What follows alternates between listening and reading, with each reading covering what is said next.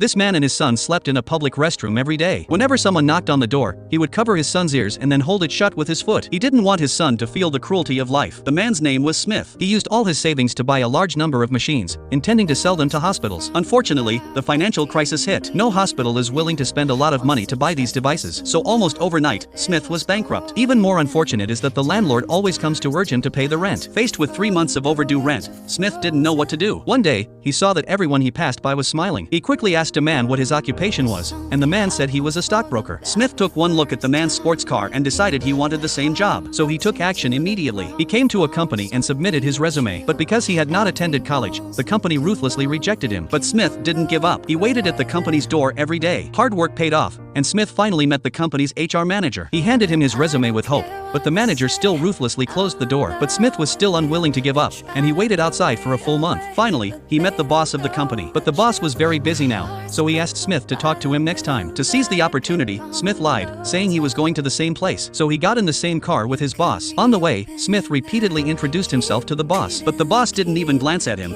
completely absorbed in his Rubik's Cube. Smith seemed to see an opportunity. He said he could solve the Rubik's Cube, and the boss finally became interested in him. Then, Smith began to spin the cube bit by bit, captivating even the taxi driver. As Smith completely solved the cube, the taxi arrived at its destination. The boss took the Rubik's Cube and got out of the car silently. Smith was very confident that he would be able to get the job. Unfortunately, the boss didn't pay for the fare and checked his wallet. The fare was $18, which was far more than his balance. So, at an intersection, Smith quickly opened the car door and ran. When he returned home, he discovered his son was missing. Upon checking, he discovered his wife had taken him and all his belongings. Just then, he received a call from his HR manager, inviting him for an interview. That was the only good news he received. The next day, the landlord knocked on Smith's door and told him he was being evicted. Smith immediately offered to help the landlord paint the walls as a partial payment, and the landlord agreed. But his misfortunes weren't over yet. The police found Smith and, for not paying the fare, took him to the police station. 24 hours later, the police released Smith. With less than an hour left until his interview, Smith had no time to fix his appearance and rushed to the office. In case anyone is wondering, the movie is called The Pursuit of Happiness.